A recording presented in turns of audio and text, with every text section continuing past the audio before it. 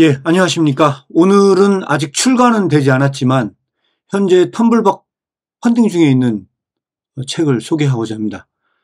예, 키르케고르의 복음으로 고난을 받으라, 소개하겠습니다. 예, 말씀드렸다시피 현재 텀블벅 펀딩 중에 있습니다. 간략하게 이 책에 대한 내용을 말씀드리겠습니다. 예, 이 책은 1847년에 출판된 다양한 정신의 건덕적 강화 제3부의 작품 중에 3부에 해당하는 내용을 번역한 것입니다. 예, 원래 그 덴마크 제목은 리올세네스 이방겔리움이라는 덴마크어로 되어 있고요. 우리나라 말로 옮기면 고난의 복음입니다. 또한 이 작품은 크라이스틀리 테일러라는 덴마크어 부제로 되어 있는데 이것은 기독교 강화라는 뜻입니다. 키르케고르의 전체 작품 중에서 기독교 강화라는 말이 처음으로 등장하는 작품이 바로 이 고난의 복음이고요. 현재 지금 가제목으로 복음으로 고난을 받으라 이렇게 정한 상태입니다. 예, 현재까지 텀블벅 펀딩 현황입니다. 예, 지금 한 10여일이 지난 상태고요. 남은 날은 33일이 남았고 현재 35명 정도가 펀딩에 동참해 주셨습니다. 2023년 내년 1월 24일 날 이 펀딩이 종료될 예정에 있습니다. 예, 이 작품의 역사적 배경을 말씀드리면 다음과 같습니다. 이 작품은 출간되기 전에 이 키르케고르가 1846년 2월 27일 결론의 비학문적 후서라는 굉장히 두껍고 철학적인 책이 하나 있습니다. 요하네스 클리마쿠스라는 감명의 저자가 쓴 작품인데요.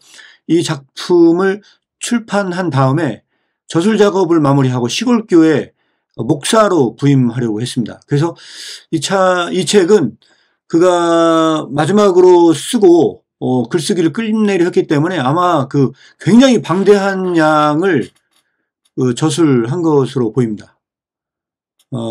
전체 그 각주 페이지까지 한다면 1000페이지가 넘을 정도로 굉장히 두꺼운 책입니다. 우리나라 말로 아마 출간하게 되면은 거의 제가 볼 때는 뭐 2000페이지 정도가 나올 정도로 굉장히 방대한 분량이 될 것으로 보입니다. 영어는 이게 학술서로 나온 내용이다 보니까 폰트도 굉장히 작고 예, 보기가 힘든 형태로 되어 있습니다. 일기를 직접 인용을 했습니다. 일기를 보시게 되면 한번 읽어드리겠습니다. 지금은 목사로서 자격을 얻는 것이 나의 계획이다. 나는 몇 달 동안 나를 도와달라고 하나님께 기도해오고 있었다. 왜냐하면 내가 더 이상 작가가 되지 말아야 하는 것, 내가 유일하게 완전하게 될 수 있는 것, 혹은 결코 그럴 수 없는 것이 지금부터 분명하기 때문이다. 이것이 내가 다시 결론을 맺고 있는 두 시대의 작은 비평을 제외하고 교정과 더불어 새로운 아무것도 하지 않는 이유이다. 일기에 이렇게 써놨습니다. 예, 결론적으로 이 작품으로 글쓰기를 중단하고자 했습니다. 그리고 다양한 정신의 건덕적 강화가 이제 그 다음에 출판된 작품인데요. 1846년 2월과 1847년 3월 13일 날 이게 출판이 됐기 때문에 만 한 1년 동안의 어떤 일이 벌어졌다는 우린 결론에 도달할 수 있습니다. 그렇다면은 약 한 만 1년 기간 동안에 어떤 일이 벌어졌을까요? 그 핵심적인 내용이 바로 이 사건입니다. 풍자 전문 잡지였던 코르사르가 집중적으로 키르케고르를 공격하게 된 것입니다. 그리고 옆에 있는 그림은 바로 그런 그 공격을 하면서 코르사르 잡지가 키르케고르를 풍자하면서 잡지에 실렸던 그림 중에 하나를 제가 여기 소개를 했습니다. 문 밖에 앉아있는 키르케고르가 있죠.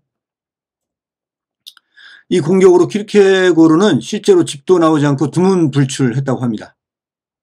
근데 키르케고르는 사실은 소크라테스처럼 길거리를 돌아다니면서 사람들과 이야기를 나누고 산책을 즐겼던 사람이었습니다. 코펜하겐은 더 이상 그 산책하기 좋은 장소가 아니었습니다. 코르사르 사건을 계기로 글쓰기를 다시 결심을 합니다.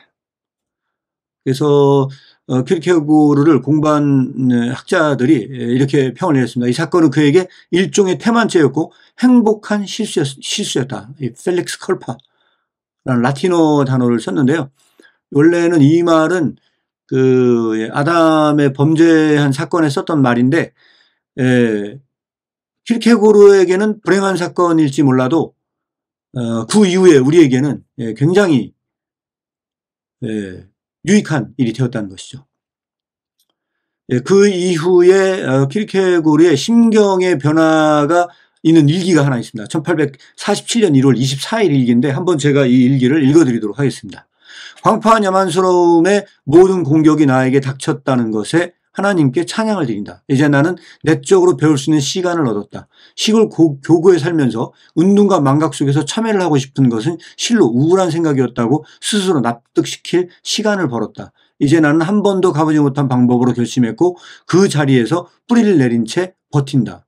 이렇게 하면서 심경의 변화를 이야기를 했고요. 이러면서 다시 한번 글쓰기를 결심하게 된 것입니다.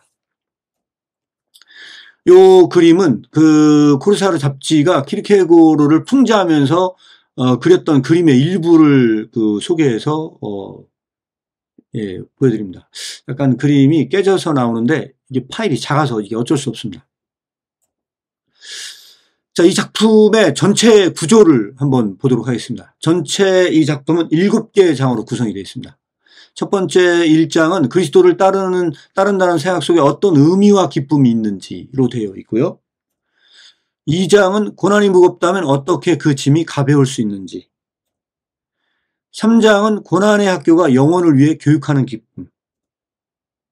4장은 하나님과의 관계에서 사람이 항상 죄책으로 고난당하는 기쁨.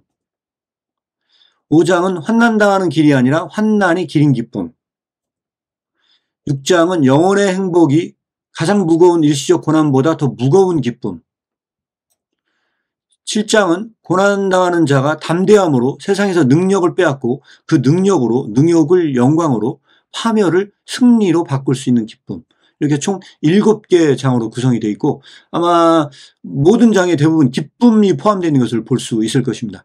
그래서 이런 작품을 통해서 우리가 볼 수 있는 것은 키르케고르가 우울, 불안, 절망 이런 것만 말했다고 생각하시는 분들은 그의 사상서만 읽었지 실제로 그의 자신의 이름으로 낸 이 강화를 읽지 않았기 때문에 내린 결론입니다. 사실은 그의 강화는 기쁨, 승리, 믿음, 순종 등등 기독교적인 굉장히 중요한 핵심적인 개념을 다루고 있는데 그중에 가장 중요한 작품 중에 하나로 뽑는 것이 바로 저는 이 작품으로 여러분들에게 소개합니다. 한마디로 말씀드리면 이 작품이 국내에 소개가 되지 않은 것은 참 안타까운 일이고요.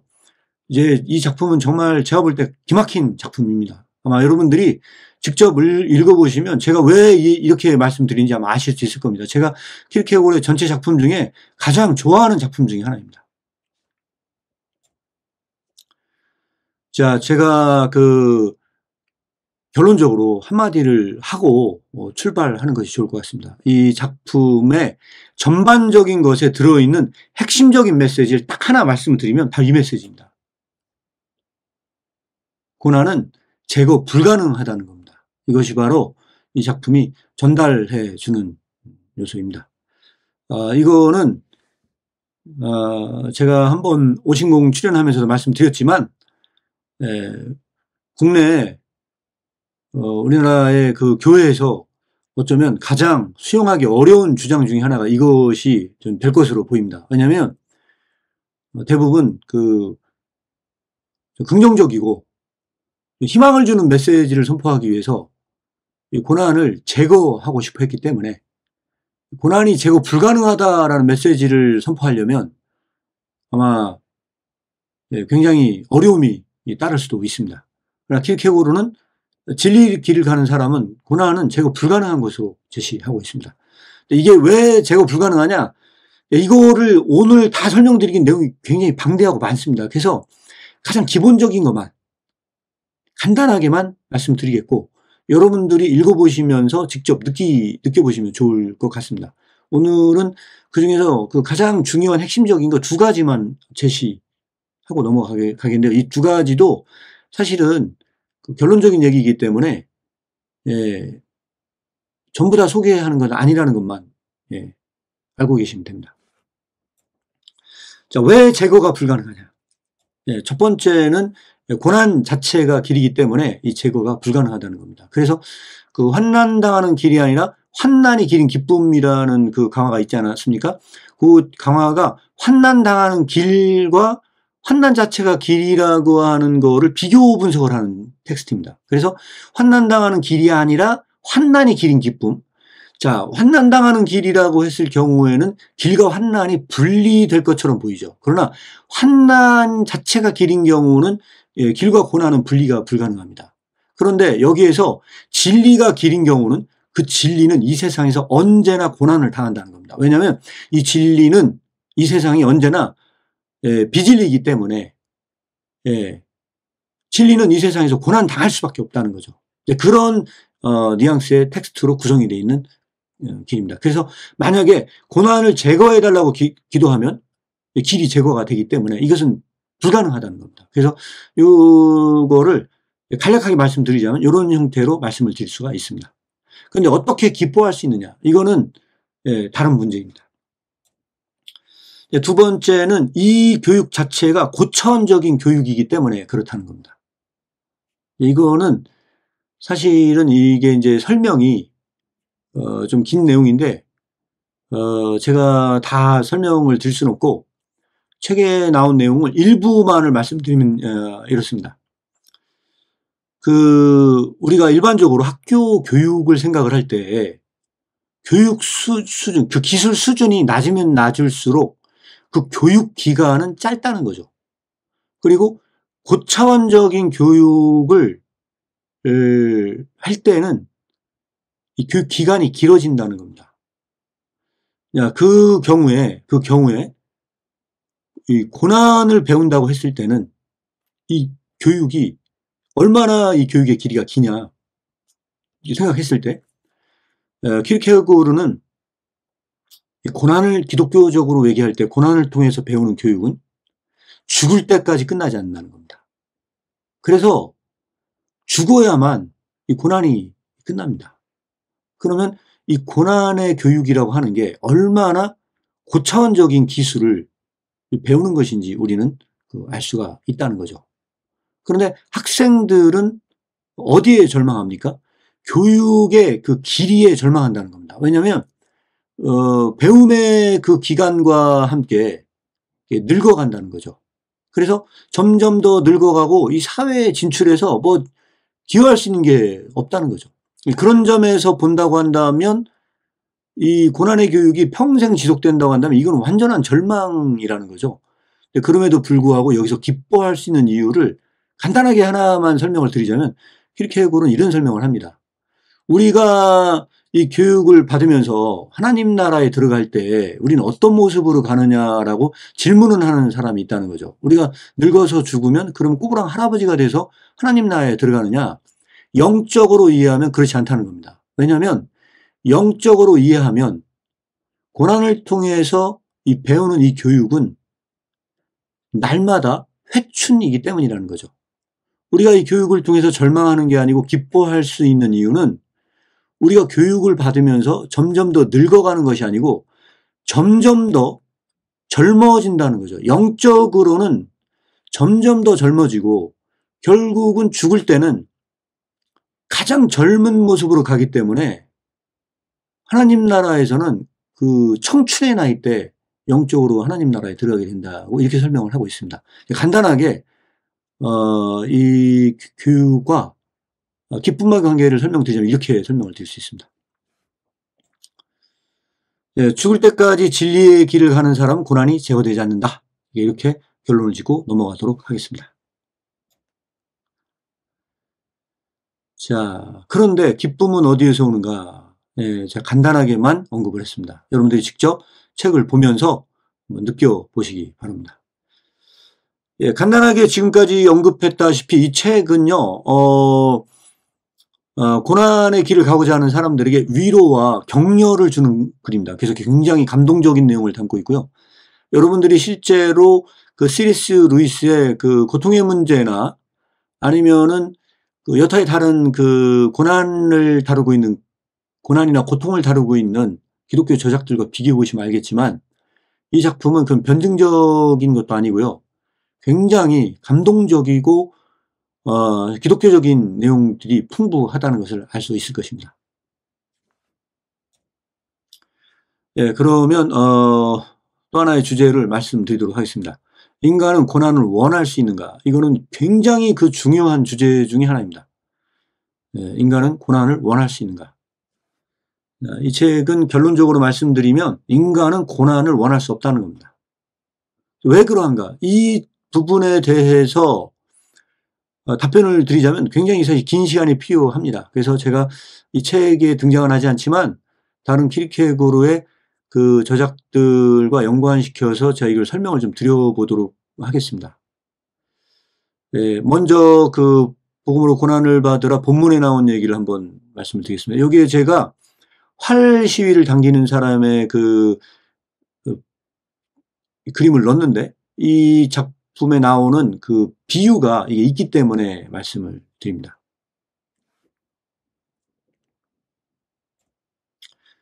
네, 한번 제가 이 비유를 읽어보도록 하겠습니다.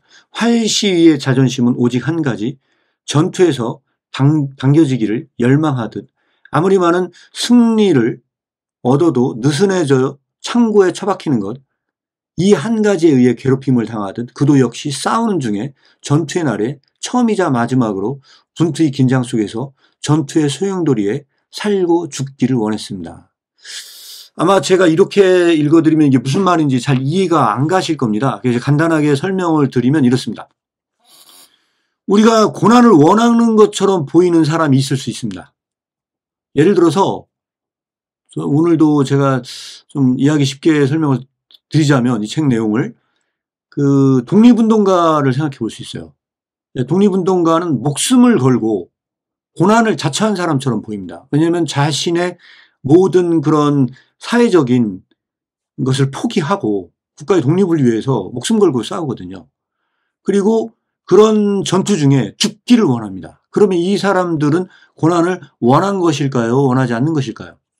키르케고르는 고난을 원한 것이 아니라고 결론을 짓습니다.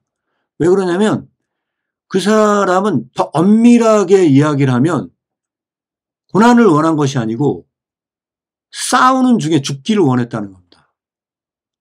그것은 고난을 원한 것이 아니고 자신의 자존심을 세우기를 원했다는 겁니다.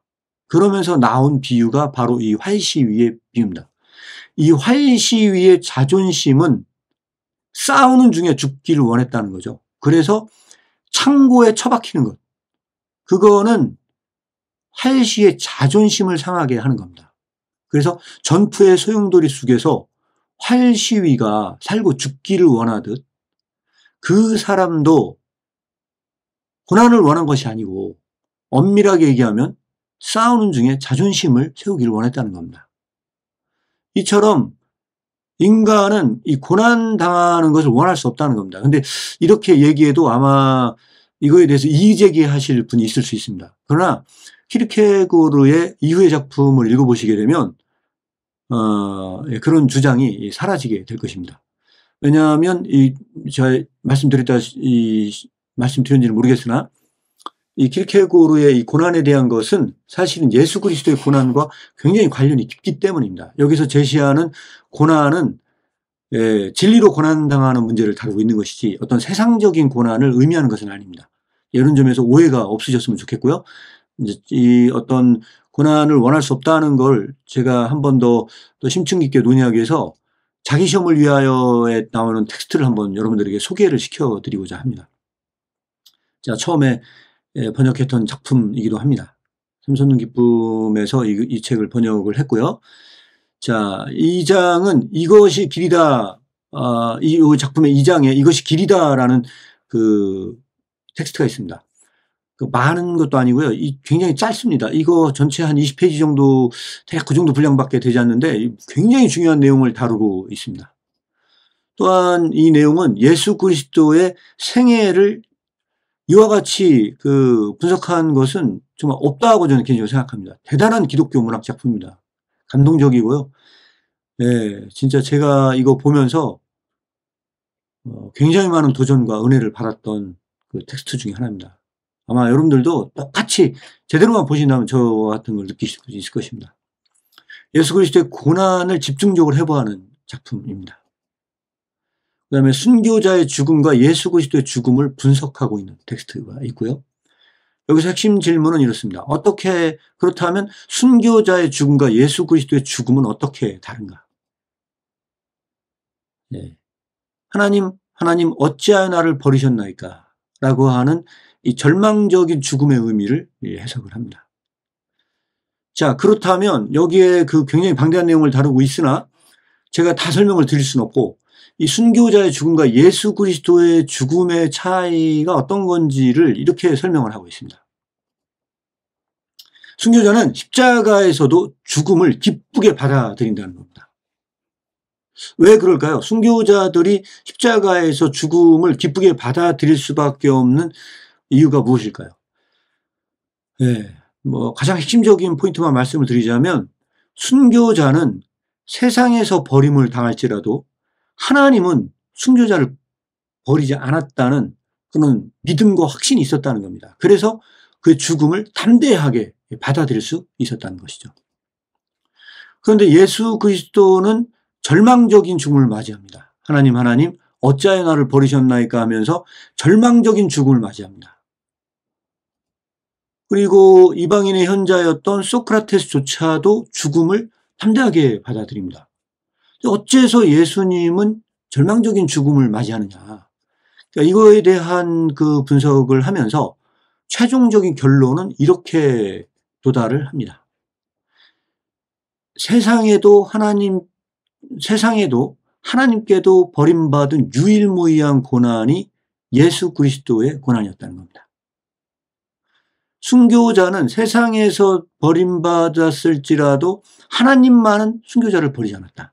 그러나 세상에서도 하나님께도 버림받은 유일무이한 고난이었기 때문에 주님은 절망적인 죽음으로 하나님 어찌하여 나를 버리셨나이까 라는 절망적인 말로 죽을 수밖에 없었다는 것이 바로 이 키르케고르의 분석입니다.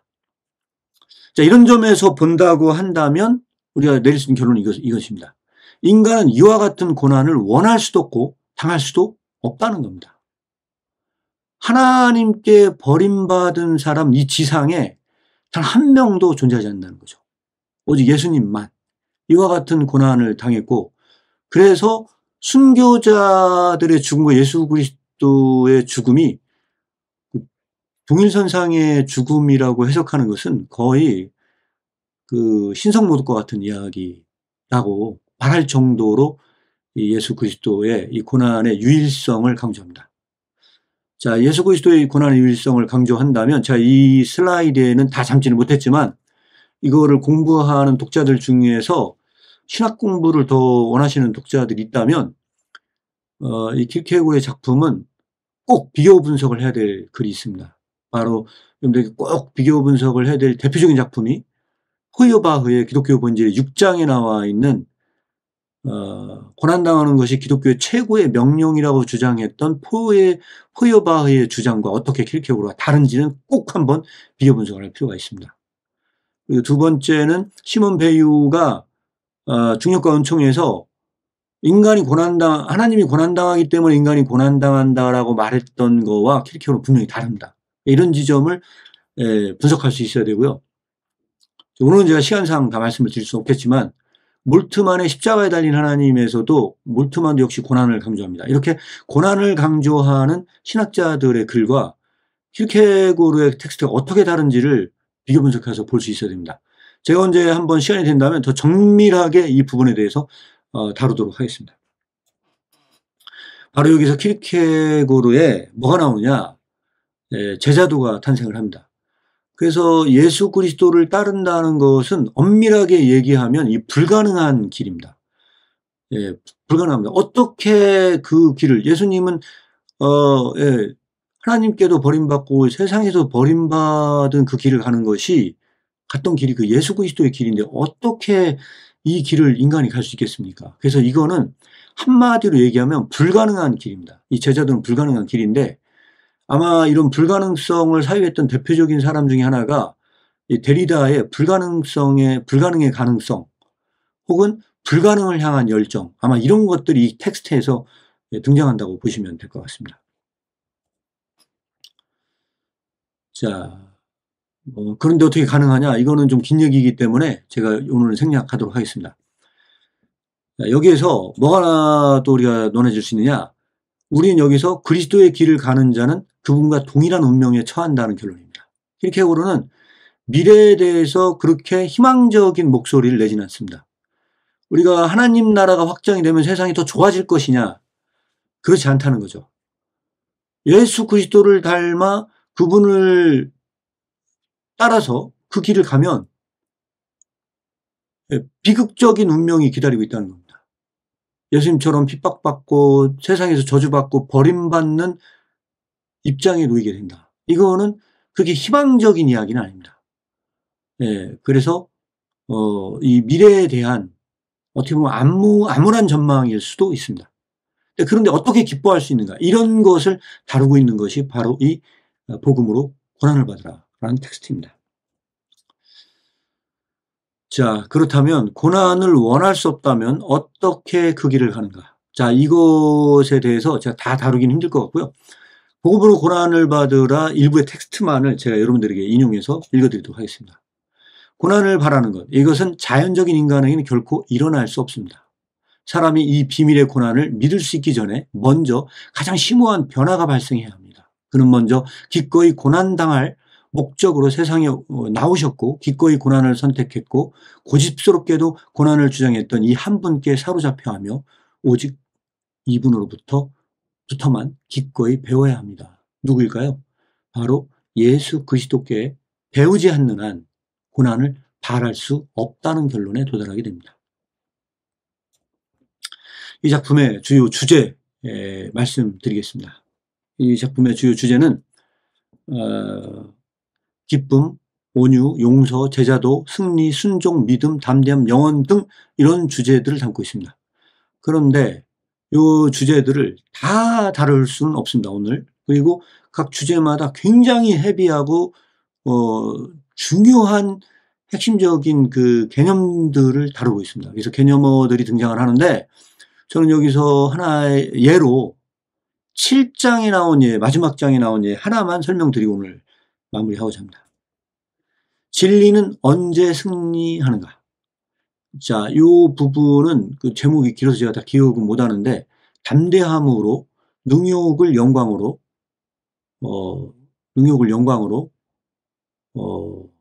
갑자기 지금 생각이 안 나는데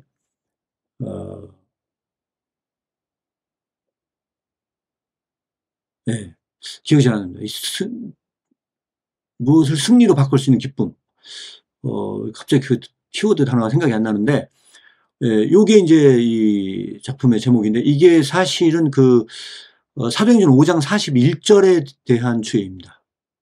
근데 이때 그 담대함이 어떻게 승리하는가가 우리가 일반적으로 생각하는 개념과는 다릅니다.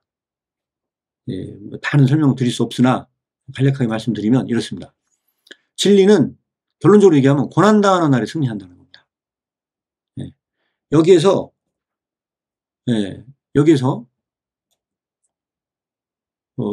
아까 제가 말씀드렸다시피 그들이 옳게 여겨 사도들을 불러들여 채찍질하며 예수의 이름으로 말하는 것을 금하고 놓으니 사도들은 그 이름을 위하여 능욕받는 일에 합당한 자로 여기심을 기뻐하며 공회 앞을 떠나니라 이렇게 나와 있습니다.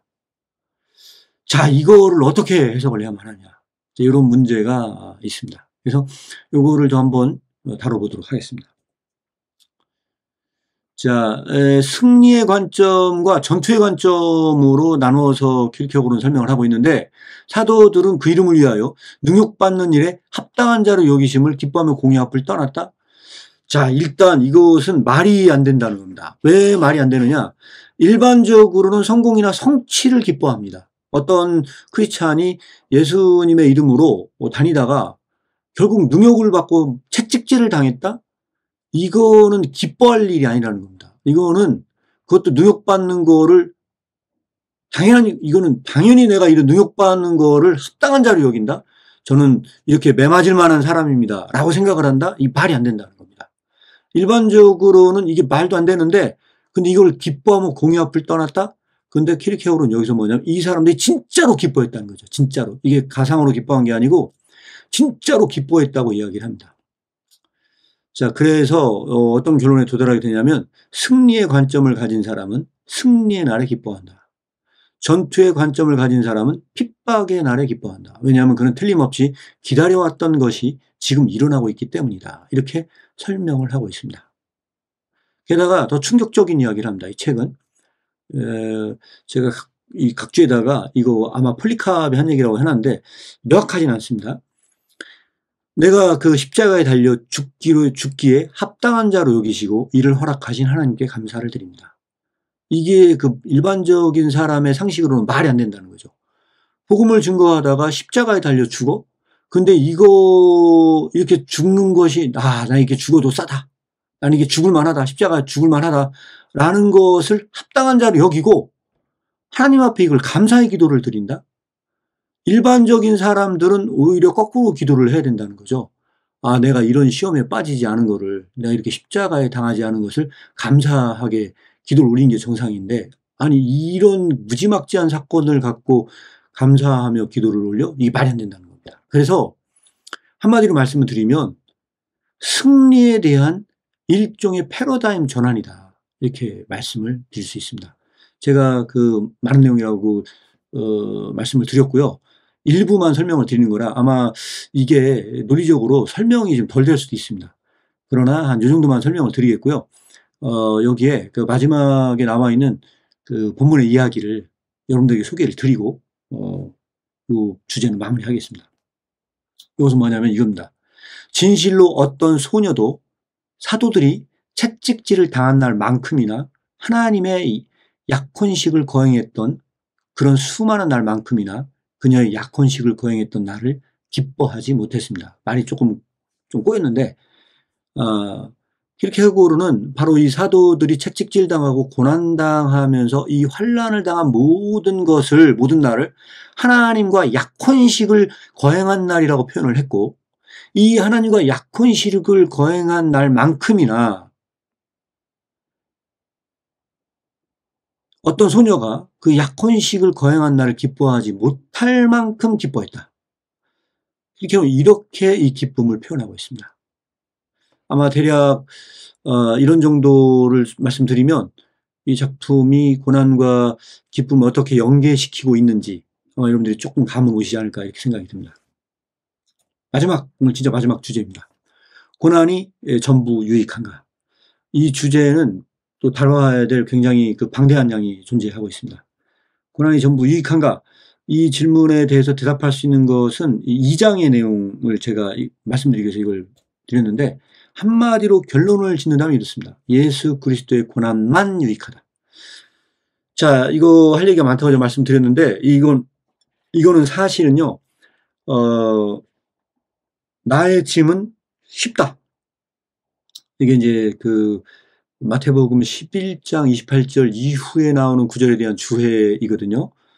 근데 이 나의 짐은 쉽다라고 하는 구절을 키르케고르는 유익하다라고 해석을 합니다. 원래 이 단어는 그 헬라어로 크레스토스라는 단어입니다. 이 크레스토스라는 단어는 사실 쉽다라는 해석은 여기밖에 등장을 하지 않습니다. 다른 곳에서는 그 인자하심이라는 뜻으로 해석을 하기도 하고요. 또 친절하다라는 뜻도 있고 또 유익하다, 좋다라는 뜻이 있습니다. 그래서 제가 봤을 때는 이게 쉽다라는 표현보다는 유익하다라고 하는 것이 오히려 더 의미를 잘 전달해 주는 것처럼 보입니다. 키르케고르는 여기에서 예수 그리스도의 고난은 유익하다라고 해석을 했다. 이것이 어떤 걸 만들어내느냐, 그거는 제가 나중에 기회가 되면 설명을 드리겠습니다. 이 내용은 이게 펀딩을 소개하기 위해서 만들었기 때문에 제가 길게 다루지 않기 위해서 좀 내용을 축소한 감은 있고, 이 주제 하나하나당 제가 또 좀씩 다루는 기회를 갖도록 그렇게 할 예정입니다. 자, 이 정도 오늘은 간략하게 소개를 드리도록 하겠고요. 자, 마지막 당부 말씀 드리고 마치도록 하겠습니다.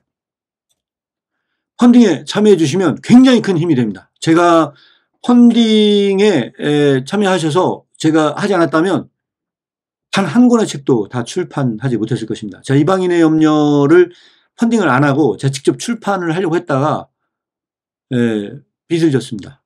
그래서 그 이후에 이거 도저히 출판을 못하겠다 해서 제가 펀딩 아이디어를 냈는데 그 이후부터는 펀딩에 참여해 주셔서 제가 그나마 여기까지 올 수 있었습니다. 여러분들이 조금만 도움 주신다면 앞으로 번역해서 출간할 책이 굉장히 많습니다. 그 모든 것들을 완료하는 날까지 이 사명을 감당할 수 있도록 많은 후원과 기도 부탁드리겠습니다. 예, 이상 오늘 복음으로 고난을 받으라 소개를 마치겠습니다. 감사합니다.